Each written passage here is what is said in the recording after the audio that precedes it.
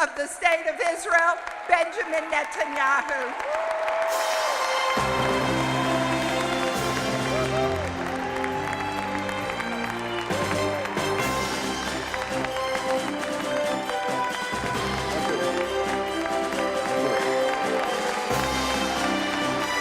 Thank you.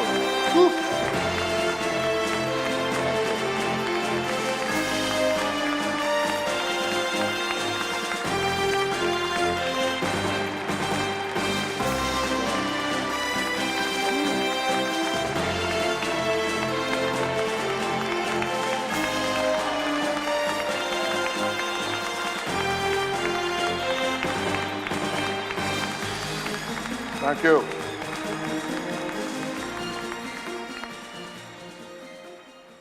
Good morning, AIPAC.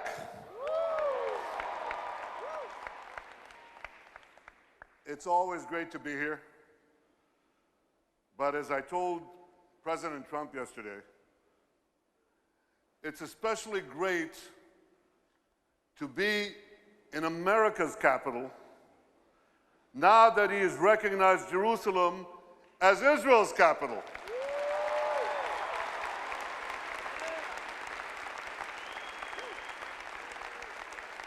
Thank you, President Trump, for that historic decision.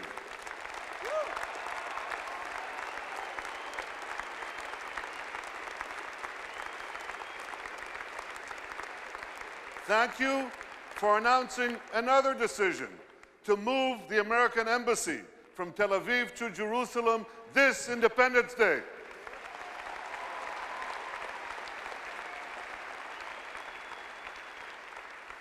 And the first ambassador to have the honor of working from that embassy in Jerusalem is a great American ambassador, David Friedman.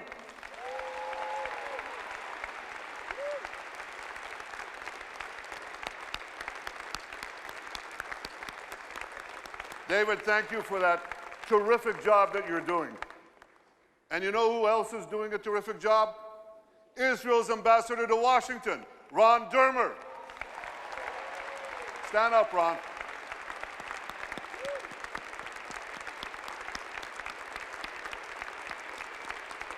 Thank you for the terrific job you're doing. I want to thank Mort Friedman, Lillian Pincus. Lillian, you don't have to remind them how far back we go together. Howard Core, AIPAC's nuclear core. Everyone at AIPAC, I want to thank all of you for the work you're doing to strengthen the remarkable alliance between our two countries. Thank you.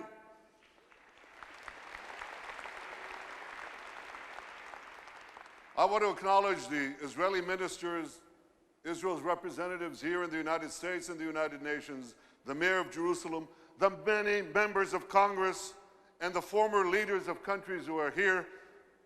In particular, I want to acknowledge my friend, a great champion of Israel, the former Prime Minister of Canada, Stephen Harper.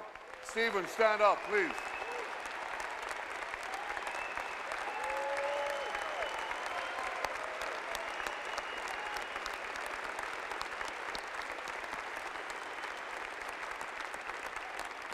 Stephen, we never forget our friends, and you were a tremendous friend, and still are.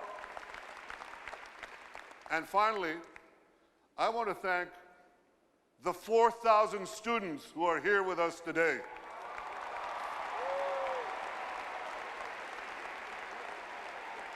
"4,000 students. Thank you for cutting class to be here. So if any of you needs a note, you can see me later. There's a line forming outside. Now, what I can see is this. Well, it's dark, but I can see something. I can see that the audience in this hall each year is getting bigger and bigger and bigger. 18,000 strong. I want to see all of you, and I can't. I don't want to stand behind this podium. Is it okay? What the heck? I'm the Prime Minister.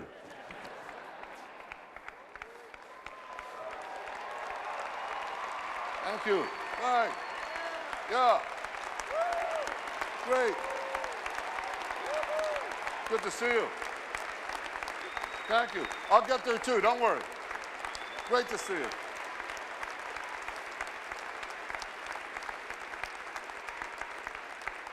Thank you. So today, I want to ask you, you remember that great Clint Eastwood movie, The Good, the Bad, and the Ugly? Well, I want to talk about the good, the bad, and the beautiful.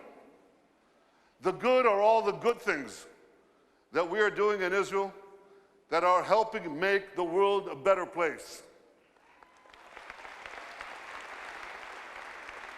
The bad are all the bad things that malevolent forces are trying to do to Israel and to the world. And specifically, I'm talking about Iran. And the beautiful, well, that I'll leave to the last. So first, the good news. Israel has never been stronger militarily. Tremendously strong.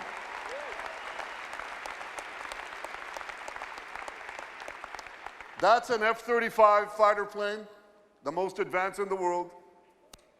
That's an Iron Dome interceptor and many other systems that we developed with the help of America. Thank you, America. Thank you, successive American presidents. Thank you, Congress, Republicans and Democrats alike. Thank you, AIPAC, for helping bring this about. You're terrific. And this incredible military is buttressed by superb intelligence, unmatched in the world. Can you see me? I can hardly see you. I have to get closer. Yeah, I see you. That's good. Superb intelligence. You know, in the last few years, Israel's incredible intelligence services have foiled dozens of major terrorist attacks across the world in dozens of countries. That plane, a plane like that, could have been blown out of the sky if it weren't for Israeli intelligence. A plane heading from Australia to the Persian Gulf. You're boarding planes when you leave this place. You are safer because of Israeli intelligence. It not only protects Israeli lives, it protects innocent lives around the world.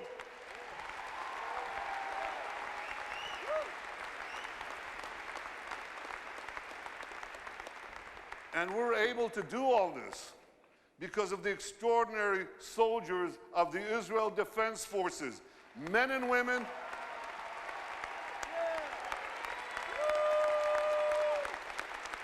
Just look at them.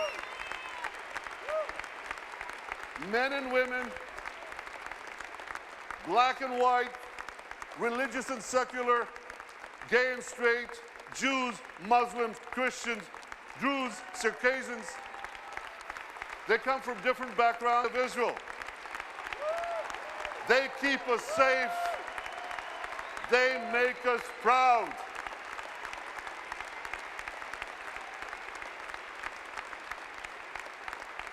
Thank you. Now I know there are quite a few veterans of the Israeli army here, so I want you to stand up. I want you to be recognized. Stand up. Stand up.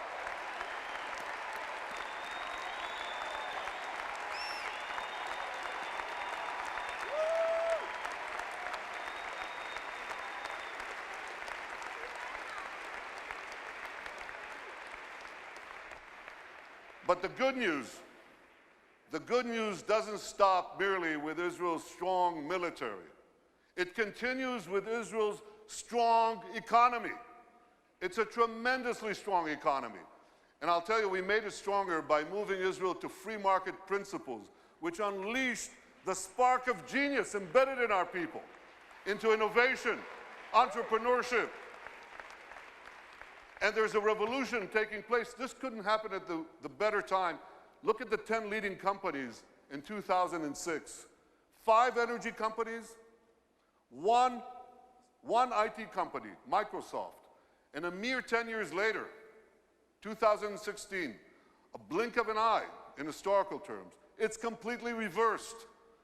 5 IT companies, 1 energy company left. The true wealth is in innovation. You know these companies, Apple, Google, Microsoft, Amazon, Facebook. Guess what? They all have research centers in Israel. All of them. Major research centers. And they're not alone. There are hundreds more. And there's a reason. Something is going on. It's a great change. It's, you want to hear jargon? It's one sentence. This is a terrible sentence, but I have no other way to say it. It's the confluence of big data, connectivity, and artificial intelligence, okay? Did you get that? You know what that does? It revolutionizes old industries, and it creates entirely new industries. So here's an old industry that Israel was always great in, agriculture. We're always good in agriculture. But now we have precision agriculture. You know what that is? See that drone in the sky? He's connected to a big database. And there are sensors in the field. And in the field, there's drip irrigation and drip fertilization. And now we can target, with this technology, the water that we give, the fertilizer that we give, down to the individual plant that needs it. That's precision agriculture. That's Israel.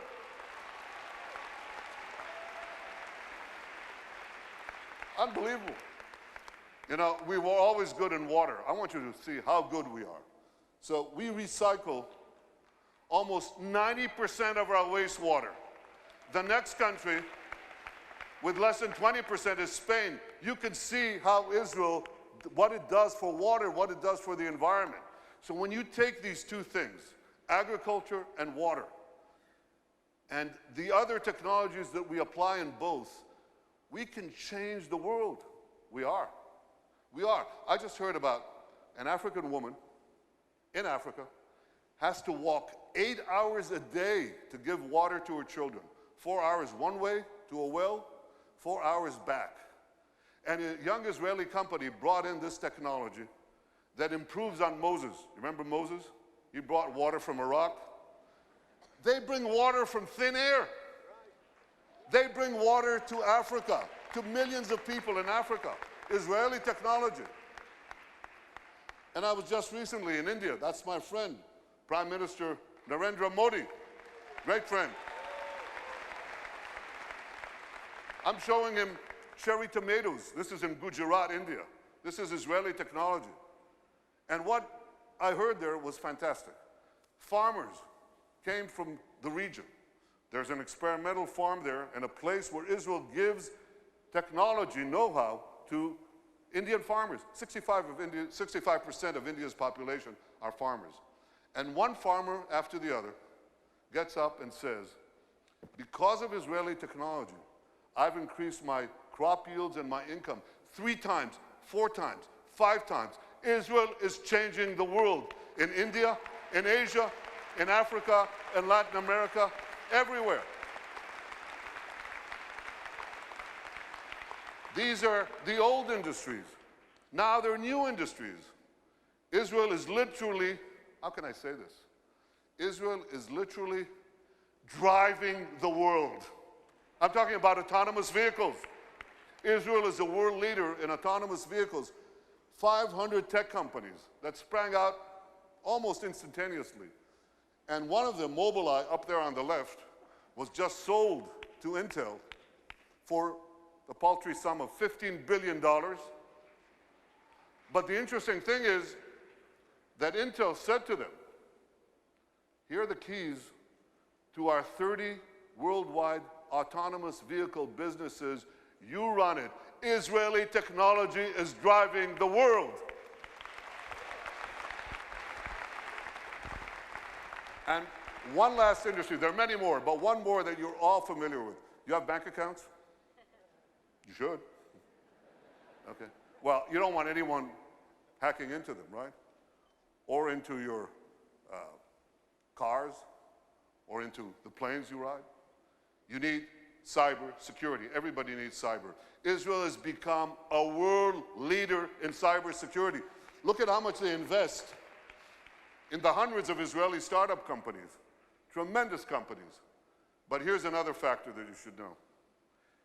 Israel's population is how much? Who knows? Class? 8 million. It's closer to 9, but it's about between 8 and 9 million, that's correct. And what percentage of that is of the world's population? Oh, come on.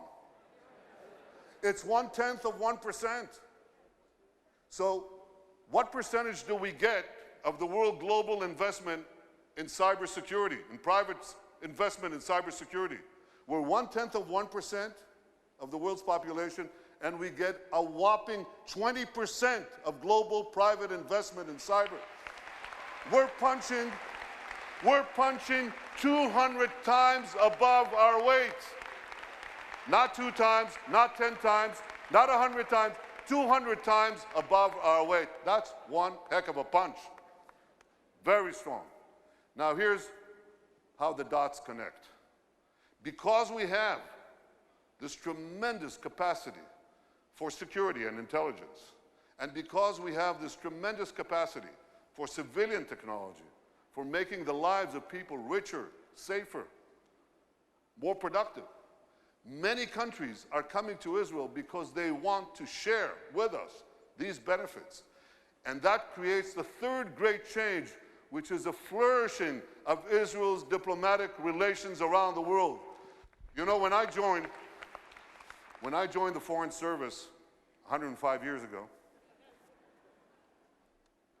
as the DCM to this city, Washington, the #2 in our embassy, I think we had about 80 or 90 countries with whom we had diplomatic relations. Now the number is 160, and there are very few countries left. By the way, what are we doing with Greenland? We got to do something with Greenland. Where's my advanced team? Go to Greenland. They must have some satellite needs or something we could do there. But we are coloring the world blue. I've been to Africa 3 times in 18 months. I've been to South America, Latin America. Can you imagine? In the 70 years of history of Israel, a prime minister of Israel never went south of Texas? I mean, I love Texas, but yeah, I do. But we went to Argentina. We went to Argentina, to Colombia, to Mexico, and they say, come back, we want more. That is changing. All these countries are coming to us. India, China, Mongolia, Kazakhstan, all of them. Azerbaijan, Muslim countries. First time I visited Australia, tremendous. Far away though. So we're coloring the world blue. And you know what? The numbers, you remember people talked about Israel's isolation? You remember that? Israel's isolation? Pretty soon, the countries that don't have relations with us, they're going to be isolated.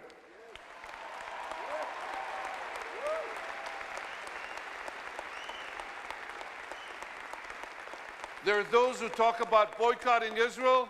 We'll boycott them.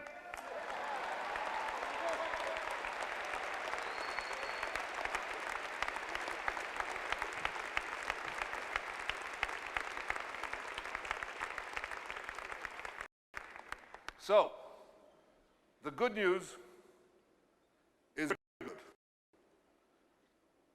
and it's getting better. The bad news,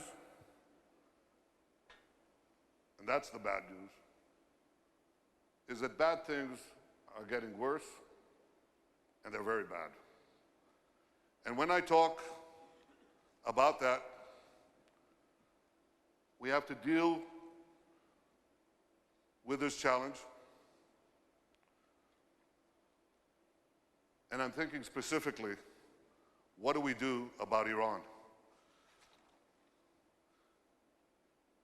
The force behind so much of what is bad is this radical tyranny in Tehran.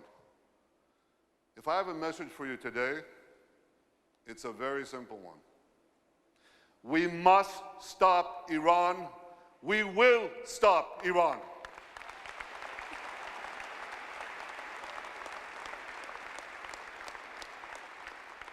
When I last spoke here, I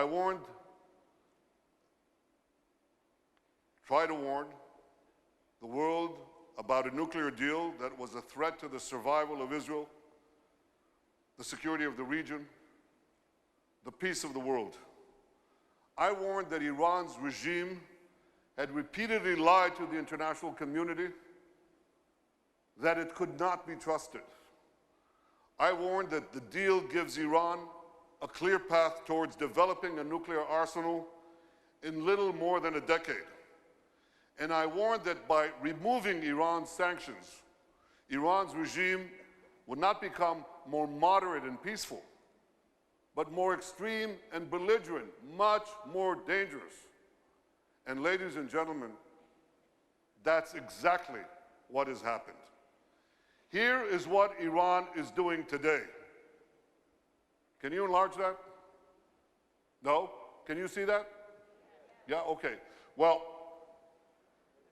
darkness is descending on our region. Iran is building an aggressive empire.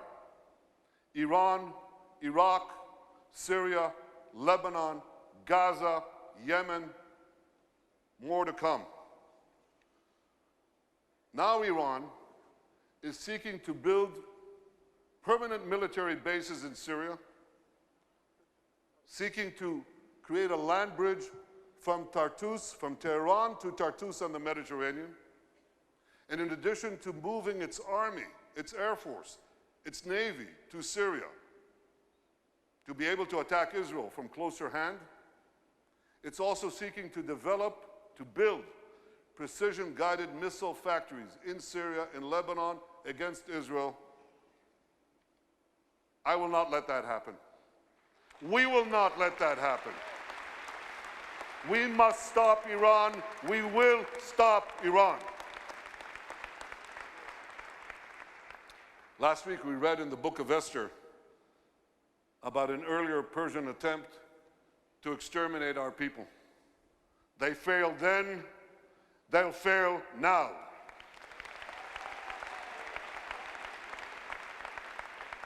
We will never let Iran develop nuclear weapons. Not now, not in 10 years, not ever.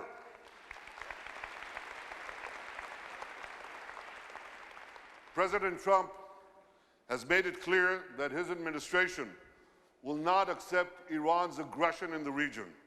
He has made clear that he too will never accept a nuclear-armed Iran. That is the right policy. I salute President Trump on this.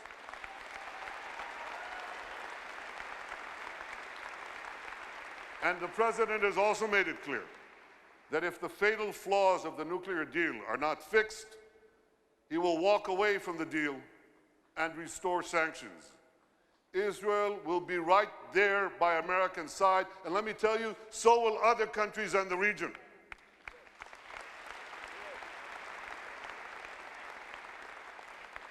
As we counter Iran's aggression, we should always remember the brave people of Iran.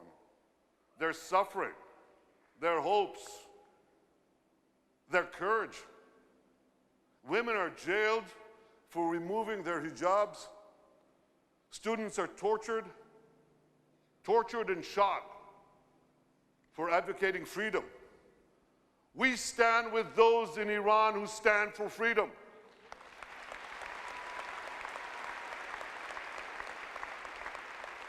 Now, I believe that a day will come when this horrible tyranny will disappear, will perish from the earth, and at that point, the historic friendship between the people of Israel and the people of Persia will be reestablished. Today we have Haman, Haman. Tomorrow we'll have Cyrus. And friendship and peace. My friends, as we work together to confront the bad, there's also potential to advance the good that paradoxically comes from the bad. Because most of the state in our region know, they know very well, believe me, that Israel is not their enemy, but their indispensable ally in confronting our common challenges and seizing our common opportunities. This is true for Egypt and Jordan, Israel's longtime peace partners, but it's also true for many other Arab countries in the Middle East. Israel remains committed to achieving peace with all our neighbors, including the Palestinians.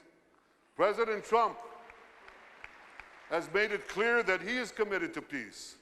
I have made it clear that I'm committed to peace. We appreciate the efforts of President Trump's superb team, Jared Kushner, Jason Greenblatt, and Ambassador David Friedman. Thank you all. Thank you all for your hard work for peace. But to get peace, President Abbas has to embrace peace and to stop supporting terror. Raise your hands high if you agree with me that President Abbas should stop paying terrorists who murder Jews.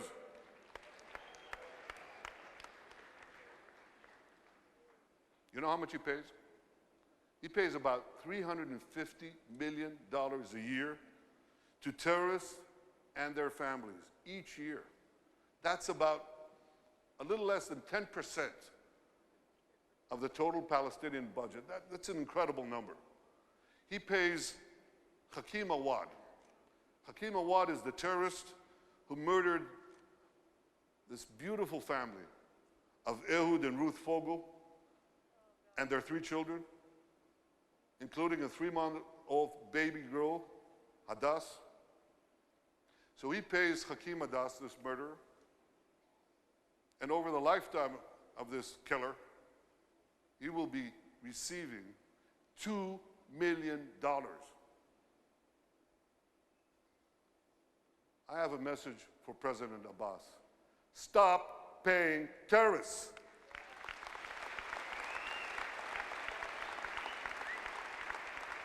Because what message does this send to Palestinian children?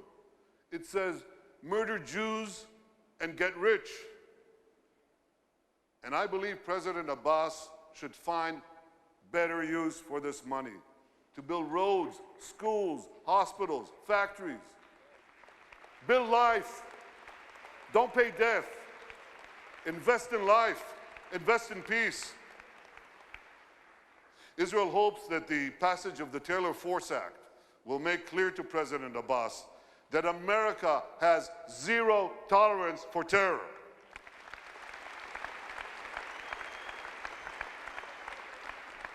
Ladies and gentlemen, I've spoken about the good and the bad. There's plenty of both. But I want to end with a few words about the beautiful. Oh, that's very kind of you. That's very kind of you. I love you too. Thank you. Who planted her? I'm talking about the beautiful alliance between Israel and the United States of America.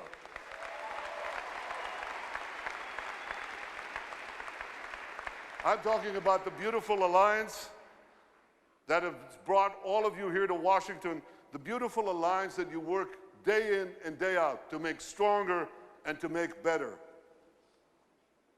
What is this beautiful alliance made of? It's made of our shared values. That's the wellspring of the great alliance between our two countries. And all you have to do is leave this room, leave this hall, and you walk around a few blocks from here, and you see these majestic monuments. You can learn from them all about our common values. You know, they come from a certain book, a great book, a good book. It's called the Bible. It said that all of us are created in the image of God. And those words inspired Jefferson when he declared in that all men are created equal, all women too, by the way.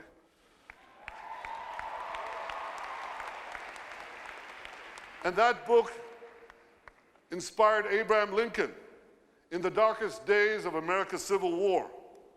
He found inspiration in the words of our greatest king, King David, when he said that the wounds of a divided America would heal, and the judgments of the Lord are true and righteous. Just as the stirring words of the prophet Amos inspired the great Martin Luther King when he stood before the Lincoln Memorial and promised to carry on his struggle until justice runs down like water and righteousness like a mighty stream. These values are an inseparable part of America's story. They're an inseparable part of Israel's story. And today, together, we are writing a new chapter in our common story, a story of freedom, of justice, of peace, of hope.